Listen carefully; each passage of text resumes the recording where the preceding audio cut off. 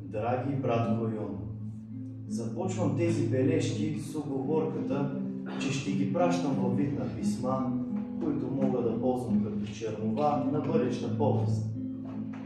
Още веднъж ти благодаря за заема и ти се кълна, че ще го върна. Може и лично с третата заплата, ако войната свърши тъй бързо, както се говори. Започвам с първия ярък спомен преди онзи фатален ден при град Тутракан. С падането на вечерта, мудният до този момент Дунав стана уловно сив. После се накъдри и излезе студен вятър, който сякаш раздуха смъртни предчувствия. На вечеря с ординареца вдигнахме настравица за тази така справедлива война. И точно тогава чухме първия дубовен изстрел. Беше глух, странен, едва ли не случайен, като от далечна гръмотевица, но с тази разлика, че не идваше от небето, а сякаш от недрата на тази чужда, тъмна земя. Какво ли ще се случи утре? Твой договор. Теодор Гаврилеско, 3 септември, 16. Пехота 142, родото ни даде скъпи жертви. Загубихме много бойци. Загинаха и двама заводни командири. Давай по-бързичко, господин полковник, че да не преваля, имаме добро да освобождаваме. Румънски мамалигари, сръбски свинари и руски мъжици трябва да прогоним от татък Дунава. Давай по-накратко. Какви речи сме слушали ние от най-пламенния оратор? Ние идваме от школата на Дрангов все пак. В очите на полковника имаме вита и някаква загриженост. Сякаш самия той се колебае, дали трябва да праща тези полудеца да рискуват живота си.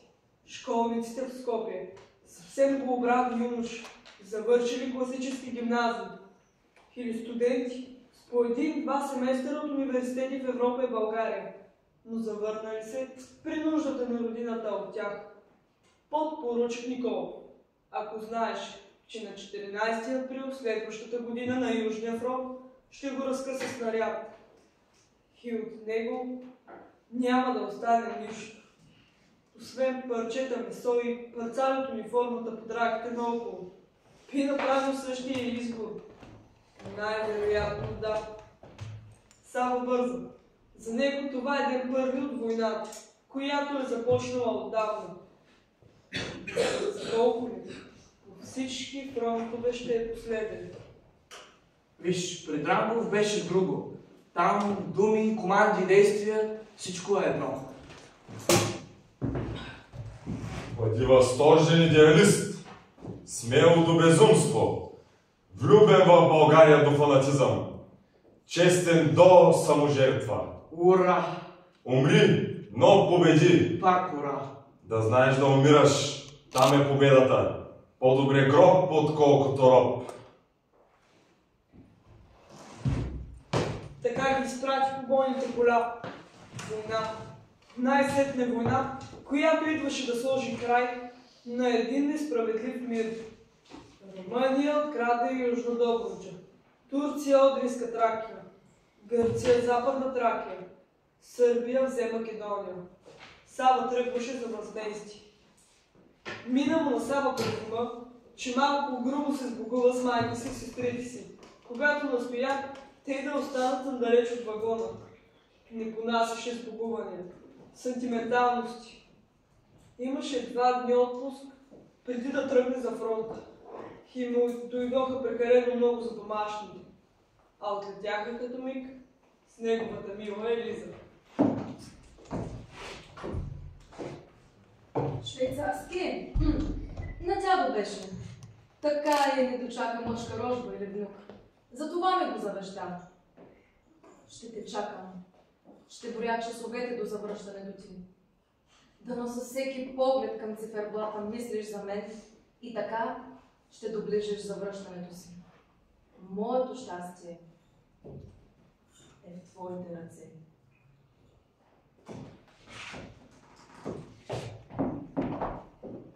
Настъпват в широк фронт, разгънат на километри. Българска пехота, немска артилерия, оръдия всякакъв калибър, някакви турски подразделения.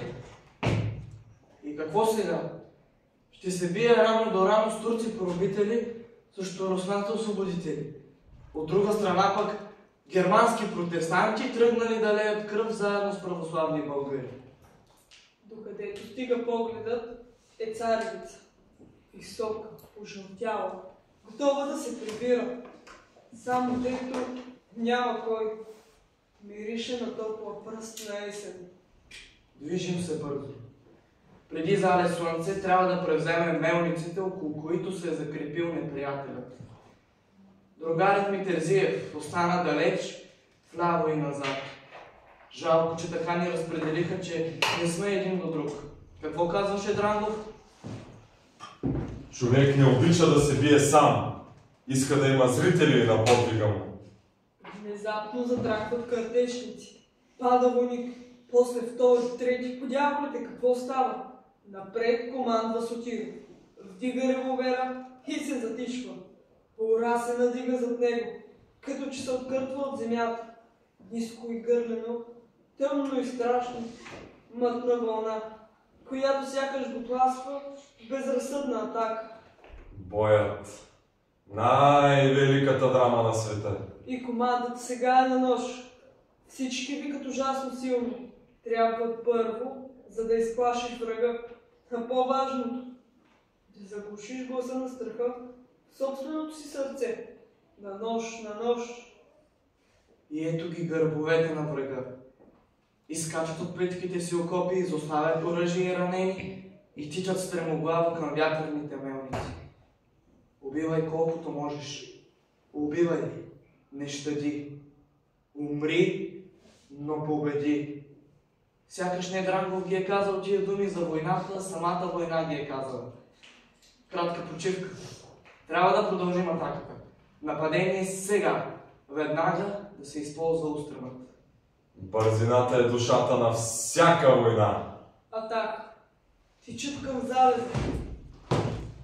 Някои тичат към своя си собствен залез. Към мелниците. Добродушни великани с дървени ръце, които до днес са се хранили с жито. Сега очакват човешки жертви. Само му се струва, че всеки момент тези гиганти ще се отърват от оцепенението си, ще хукнат срещу въоръжените човеци и ще ги подгонят, а кой откъде? Румъния, Русия, Германия, Сърбия, Турция. Тръгнали всички да мрат тук и царевичати го стани. Мирни българи живеят тук. Револверът ми. С този револвер на кръста и Библията баща ми заклева младежи през хайдушките си години в Македония. Сам той заклет от Гоце Делчев. С този револвер баща ми се кръсти, стреля и с ура започва Преображенското въстание на 1903. Този револвер сега за пръв път ще служи в истинска армия на свободно отечество. Къде е сега баща ми? Да ме види как водя бойци в атака. Напред, юнаци!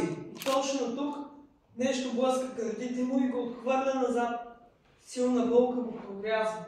В гърдите, в ребрата, в корема. Ето, че с болката идва и паниката. Това ли е то? Това ли беше? Ето. Значи, това било. Това ли е смъртта? Не е загубена работа. Не. Не можа да завърши право. Не можа да публикува разказ, а имаше няколко. А какво щастие го чакаше с Елиза. Как сладка бе целувката и как дълбоки чувствата му към нея. Но това свършва тук. Жално. Готов ли си да умреш за отечеството? Море, готов, не готов, кой те пита? Умираш и това е. Но как реже тая пуста болка и как не се диша, това на челото ми пот ли или кръв? Да умреш добре е най-полезното между изкуствата. Братко, трябва да се мре. Две смърти няма, а без една не може. Да се мре.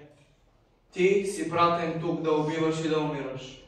Значи или едното, или другото. Но точно днес след първият бой не съм изстрелял още и куршум. Умри на време. Пише Ницше. Колко просто. Не можах да поживея. Загасвам. И денят загасва и идва нощта. А за нея няма никаква разлика за кого идва. За земята също. Ще прегърне всички ни.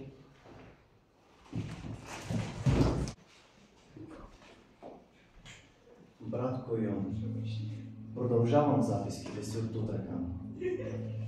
Сутринта на 5 септември ме събуди урадейна стрелба. Не виждах поражението, а само следствието от жестоките битки там. Първо видях наши, румънски конници. След тях тичаха коне, без ездачи. После панически отстъпващ мравуняк, без командване. Цялото това воинство се придвижваше към спасителните води на Дунав. На утрото не повярвах на очите си. Докъдето ми стигаше погледът, наляво и надясно, скупчени един в друг като стадо, бяха наши войници. Чу се ужасяващата новина, че генерал Теодореско, заедно с висшия команден състав, се бе прехвърлил на румънския бряг. Тази мълва предизвика потрес и гняв. Как е възможно командващите да оставят войниците си? Към обяд, обхванати от необяснима паника, всички се втурнаха към реката с една единствена мисъл – да стигнат до отсрещен бряг. Като ужасени животни, войниците се блъскаха, настъпваха се, падаха и отново ставаха, ако не бяха смазани от напиращата към водата тълпа. Хвърляха се да преплуват Дунава. Зазвучаха изстрели. Идваха ли злите българи? Но не. Куршумите идваха от румънския бряг. Но какво ставаше? Вдигнах бинокъла си. От отсрещната страна румънски жандарми стреляха по наближаващите глави на пловци. Но това беше абсурд. Тези нещастни войници, те не бяха дезертьори. 30 000-ната ни войска, всички ли бяхме дезертьори? А нашите офицери, нашите генерали, които изоставяха войниците си, някой някога щеше ли да стреля по тези, които ни бяха изоставили? Румънци стреляха по румънци. Не можех да откъсна очи от този спектакъл на смъртта. Защо е това варварство, Господи, защо? Защо е тази сеч? С много перипетии преплувах реката. Няколко дни доказвах, че не съм дезертьор, а оцелял по чудо офицер от най-тежкото поражение в румънската военна история. Но победата при българите си е заслужена. Те бяха храбри, воюваха на своя земя, за своята си земя. И така, от 17 септември съм отново на фронта, при кота 142, около група високи и красиви вятърни мелници. Беше кръвопролитен ден. Загубих много хора. Загубихме дори и мелниците. Стори ми се, докато изкачах от окопа, че успях да прострелям в гърдите един млад, своден командир, но не съм съвсем сигурен. Беше с чисто нова куртка, а това прави впечатление. С Богом, братко Йона. Твой Тодор Гаврилеско. Я видя славянска беседа, където Почти на сила го замъкнаха колегите му от юридическия факултет. Колкото и да се опитваше, Сава не успя да се наслади на музиката и след първата композиция тръгна навън. Портиерът отвори вратата. И точно тогава отвън влетя млада жена. Докато се разминаваха, погледите му се срещнаха за миг. Тя изправи пътичка и едва сега той отбеляза колко млада беше. Съвсем момиче. Навън беше студено и тихо. Улицата беше безлюдна. Защо излезе от концерта? И каква е тази закъсняла зрителка? Колко изразителни, как умни бяха очите й. Върна се и застана прав да изслуша струнен квартет. Дочу шепот и я видя. Говореше на висок поручик в парадна униформа. Само все пак реши да се тръгне, когато я видя по стълбичките към сцената.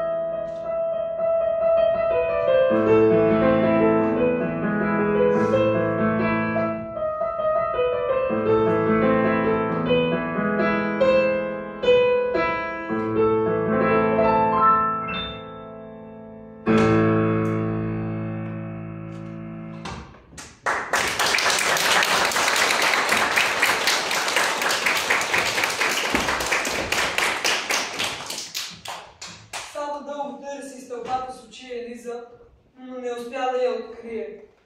С ръце в джобове тръгна към дома си в Южбонар. На няколко пъти след концерта Сава се улагаше да мисли за лицето на момичето, за откритата й усмивка. На няколко пъти, кой знае защо, се озоваваше пред сградата на музикалното училище. Какво търсеше там? Защо се мотаеше около училището? Тя е очевидно сгодена. Божечко, колко жалък можеш да си Сава. Ти, беженецът от одринските села. Сега срамежлив студент по право. Какъв шанс имаш срещу действащ царски офицер? Това е нелепо просто. Но желанието му да я види беше по-силно от аргументите. Непреодолимо беше.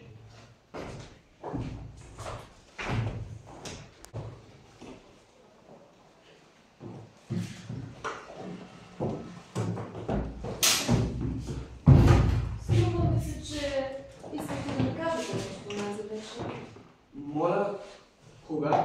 На концерта в Славянска беседа. На благотворителния концерт. Така ли? Така ми се стори. Не помня. Знаеш, просто така ми се стори. Да. Довиждане. Чакайте. Какво? Излагах ви. Знам. Излагах ви, защото... Така се лъжате? Или просто защото сте мъж? Не. Не сте мъж? Не. Искам да кажа, аз не лъжа. Как така? Току-що казахте излагах ви? Или не? Така беше. Вижте, Елиза. О, колко мило. Запомнили сте името ми. Аз вашето дори не знам. Не само името.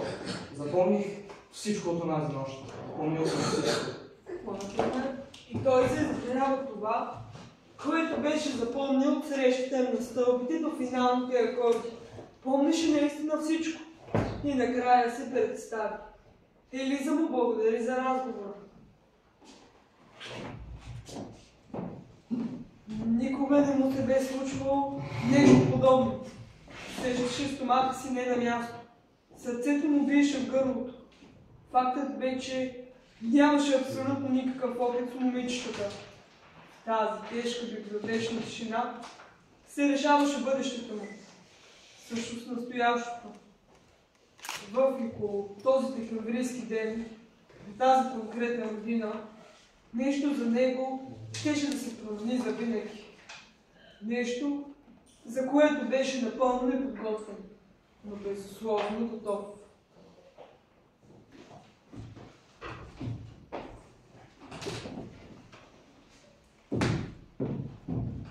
Предредихте ме? Така ли? Ето, че пак лъжете. Уважаема госпожица, заповядайте пред мен и простете за недоразумение.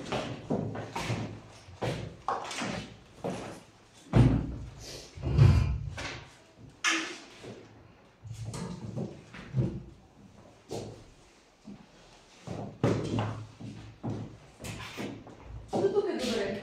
Сама ще стигна до къща. Ей, там сме. Благодаря ви за изпращането. Беше много мило от ваша страна. Вашият приятел вече пратихте ли на фронта? Какво? Вашият обожател или годеник? Моят какво? Приятел? И друго казахте, и обожател, и годеник. Да, нещо друго не знам. Нещо друго. Да. И какво? Вие се притеснявате от мен? Не бива ли? Не. Не ли пречи, че аз ви изпращам, а той брани родината? Не най-малко. Не подозирах, че сте... Поручик Станоев. Така ли било? Моят настойник. Тата ме го назначил нас вечер. Не разбирам. Поручик Станоев не брани никаква родина и не е домирисвал фронт. Уредил се с връзки на комендантската служба. Повърхностен човек. Използвач. Братовчет ми е, но не го понася като цар. Спокойна нощ ви желая. Ще ви видим пак. Сега да искате.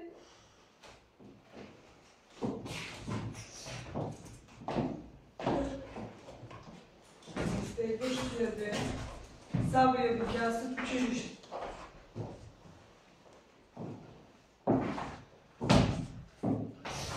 Тя го покани на парзалка. Почти всеки следобед той я изпращаше и говореха дълго за книги, за музика, за събития от деня, за войната, за живота и в чужбина като генералска дъщеря, за неговите занимания. След толкова години държави, култура, след всички постижения на човешката цивилизация, трябва да има някакъв друг начин, освен войната, за държавата и човекът. Връзката човек-държава е. Там, където свършва държавата, започва човекът. Това пък какво е? Ницше го пише. Тъй рече Заратустра. Чела си я? Опитах. Рихард Штраус има нещо като симфония със същото име. Опитах се да разбера музиката му, но това е четох. Ей. Нищо общо. Музиката започва там, където свършва философията. Май, Гьоте беше казал нещо такова.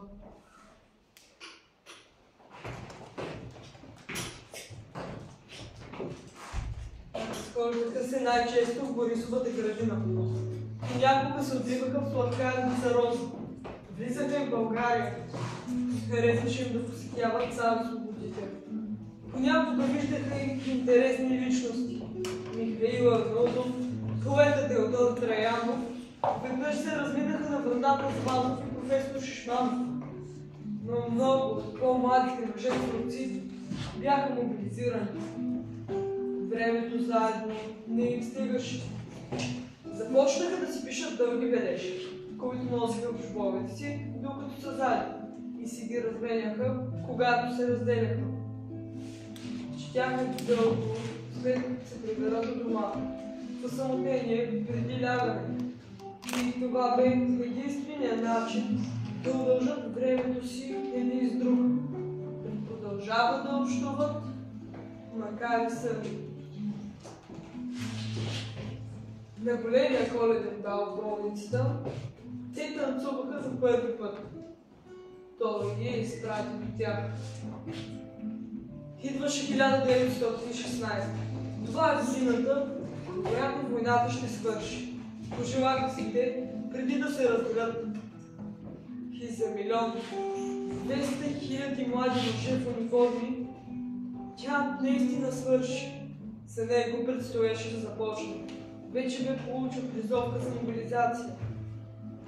Остава ни толкова малко време заедно, а ето, че пак отворихме големите теми. Един ден хората ще осъзнаят, че войната е безумие и ще го спрат. До тогава? До тогава пази се, любими мой. Остани жив.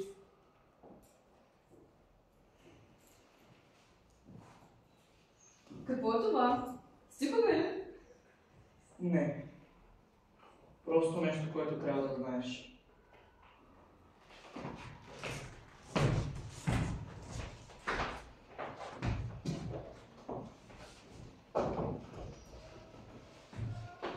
1913. Одринска Тракия. Цяла нощ пламъците осветяваха небето над село. Гърмежи, конски тропи, мъжки крясъци, женски писъци. Скрити сме на тавана на къщата с мама и трите ми по-малки сестри. Чакаме. Изтощени сме. Вратата на кафенето долу е разбита и там цял ден турците влачат една след друга невести и млади момичета. Удрят ги с приклади, сопи, блъскат ги вътре като животни, нахълтват подира им един след друг, припрени, задъхани, стръкнали. След известно време се излизват един по един, докато опасват потури, набиват пояси, крачат, докато се хилят и псуват и отново тръгват по съседните къщи за плячка. И никоя жена не излезе след тях. Нито една. Тате лежи получи от вчера сутрин пред външната порта, съсечен, застрелян, главата му смачкана. Преди няколко дни същите турци са идвали да пият кафе в дюкяна ми. Днес, като разбеснели чакали. Какво е това? А ето как се стигна до тук. Българи и сърби превзеха Одрин. Султанът капитулира. Дойде българска армия, но се тръгна, защото е почнала война с съюзниците. Турската войска дойде четвърта. Защо дойде? Нали щяло да е българско? В неделята турският комендант събра всички мъже, дават залп и 300-те изпопадали. И тогава войниците ги нагазили и започнали с щиковете да мушкат наред. Ръгали, стреляли, клали. След войниците в село влязоха мухаджири и черкези. Башибозук дойде и хукнаха от врата на врата. Разбеснели, разбиват, грабят, убиват. След 2 дни и 2 нощи на тавана, на третата тръгнахме, за да стигнем в гората. Оттам все на запад вървяхме. Долчинки, по хълмове, заобикаляхме селата, да не паднем на Башибозук. Бродехме във всички посоки, и към Марица, и към Бяло море, гладни, жадни, изнемощели. В края на една полянка ни залаяха кучета. Излезе стопанинът им, окрути ги, прие ни в колибата, нахрани ни и сутринта поехме по пътят, който ни посочи добрият стар Турчин. Към Арда, към границата. След 3 дни спрели в един овраг, дочухме мучене на добитък. Кучешки лай. Затичах в хлеба.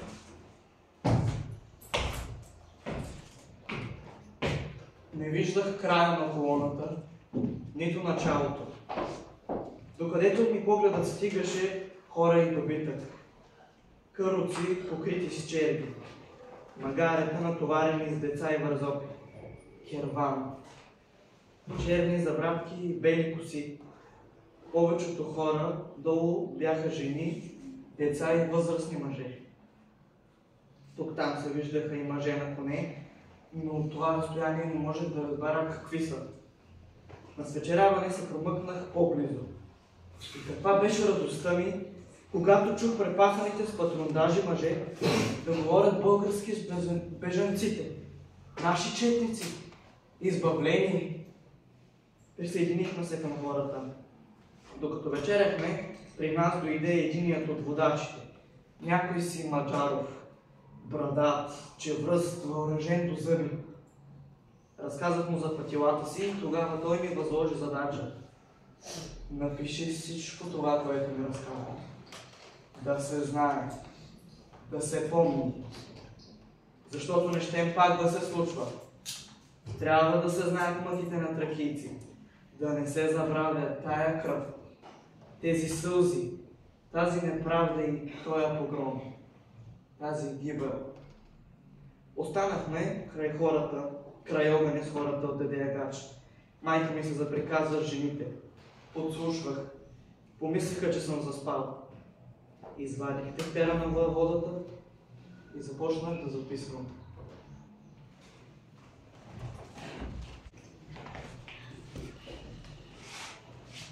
Първо, гърците ни взеха целия добитък. Натоварили го на параходи и уж издавали документ, че щели да си останат наши. После дойде турската войска в деде Агач, провъзгласи новата власт и каза: всички тук ще живеем заедно. Ама за българите няма място. Те да вървят в България. Нашите първи мъже ги попитали защо ни гонят. Нали е равенство? А турците им отговорили, че нямат нищо против. Но гръцкият владика много настоявал, защото мразел турците. Но миналата неделя от към Одрин дойдоха башибозушки банди. Песни нахлуха в българската махала и започнаха къща по къща да изкарват хората и ги водят към казармите. И се започна бой, бой, тормоз, бой. Мъжете ги отделят, никой не се връща. А нас ни влачат като добитък. Не казват на къде ги водят. Към България, към Турция. На мен и снахите викат: хайде сега ще ви качим на лодката да минем Марица. Ще ви издадем тескерите и ще станете като ни. Децата ги оставяйте на бабата. Демек на мене. Деца на вас вече няма да ви трябват. Други деца ще ви направим. Една жена разказваше, че в тяхното село камък върху камък не останал. Затворили жените в една плевня цяла седмица, за да ги мъчат и мърсуват. Грозното не е свършвало. Така наричахме насилването. Грозното. А за убийствата казвахме страшното. Там видях и братовата ми жена от Кемерчина с децата. А брат ми го заклали. И като се събрахме, откараха ни да излизаме от деде Агач. И като се надигна един плач от народа, ама плач със сълзи, с глас, и да не ти се реве, що те завлича, като река те завлича. Вдигна се стенание, дето не бях чувала. От камък да си ще проплачеш. Вой, до Господа се вдигна вой. И той да чуе. Ама дали чу? Ние вървим, вървим, вървим. Кой пада, кого става, кого вдигат. Младите хора изостанаха, децата се изгубиха. По пътя спряхме до кладенеца вода. Мъжа като изкара кофата, жените се разпищяха. Отвътре изскочи отрязана човешка глава. Над вечер стигнахме Орунджик и тогава започна стрелянето. И аха да се обърна назад да гледам, стана Иваница вика: Съкън, не гледай назад, страшно става. Не гледай, не се обръщай, с децата напред върви. Много народ изклаха поздени с волските калуци. Някои се отилиха и тръгнаха към Доган и Сара. Хубаво, ама после се спуснали към Армаган и там ги погнали черкези и много аскер от Одрин. Клали, мъже и старци, децата хвърляли на страна, млади жени безчестили.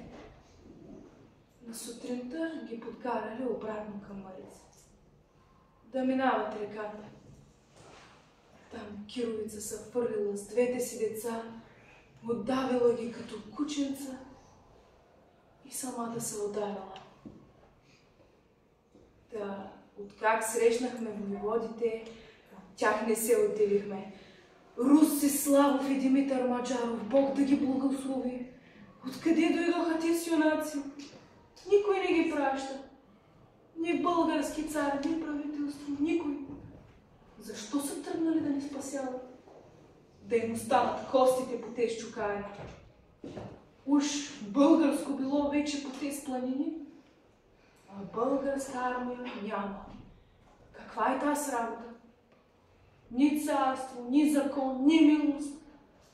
Цял ден вървим по големия път. Утре минем Ярда, спасени сме.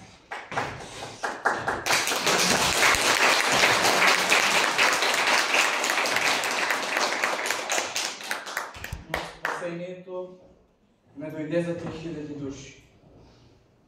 Сутринта колоната тръгна. Бавна, тиха човешка река. Конниците отдясно горе на хълмчето се появиха един по един и изведнъж се започна стрелбата. След конниците по хълма се спуснаха като отприщен, мътен порой пешаци. Бърши бузук. Тичаха озверели. Това, което видях него ден, как да се забрави? Аз съм оцелял, защото, носейки моята малка сестричка, докато плувах мътните и кървави води на Арда. Куршумът е учил нейния гръб, а не моят. Излязох на другия бряг и тогава бях покосен. Не от куршум, а от мъка. Там имаше една рота български войници, които бяха бесни. Увещаваха командването, моляха да помогнат, спореха, но българската войска нямала изрична заповед да мине на отсрещния бряг. Но войниците не се подчиняваха и скачаха в реката. Връщаха се изтощени, гневни, с деца накачулени по гърбовете си. Много деца се спасиха по този начин. Значи българското командване можеше да изпълнява заповеди, които идваха отдалече отгоре, а не можа да откликне на човешкия зов за помощ от отсрещния бряг. Значи българското командване можеше да се изправи срещу редовни армии, да побеждава в окопи, да превземе Одрин, ако му се заповяда.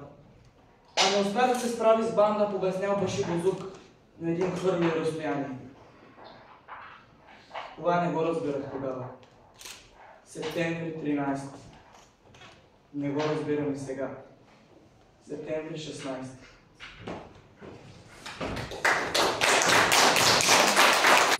Войниците крачат в ничия земя, а коя земя е въобще нечия.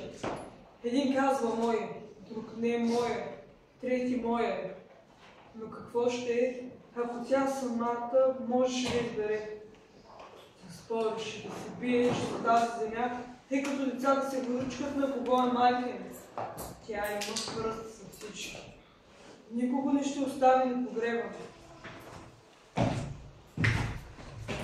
Ако ние сме добри, кои са лоши?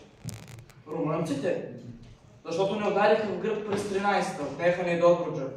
Защото затваряха български училища и църкви. Да, но нали точно те ни помогнаха да се избавим от турците през 77-78. Колко хиляди румънци умряха за нашата свобода? Руснаците? Те лоши ли са? Такива са. След като така са решили да колят нас, българите, от които нищо лошо не са видели. Но пък, нали ни освободиха? Или просто искаха да заместят турчина, за да ни заробят те? нищо против руския войник, но проклети да са им политиците. Сърбите лоши ли са? Те са със сигурност лошите. Защото през 85-та ни нападнаха, защото се обединихме. И ги бихме и ги прогонихме проклетниците. Тогава да. Но нали точно с тях и с гърците преди няколко години се съюзихме и бихме Турчина през 13-та. Гърците? Като сърбите. И гърците и сърбите бяха добри, когато ни изнасяш. И лоши, когато се налагаш. Турците? 500 години турско. После въстания, кланета, войни, пак въстания, пак кланета. Но пък турските деца, които познавам от село, си бяха точно като нас. Деца. Трите войни всичко градено с труд, човещина, рухваше. Сякаш всички полубяха, сякаш земята се пропука. Сякаш от някакви тайни процепи, между ада и света се заизмъква злото и впие безмилостни ногти в човешкия род.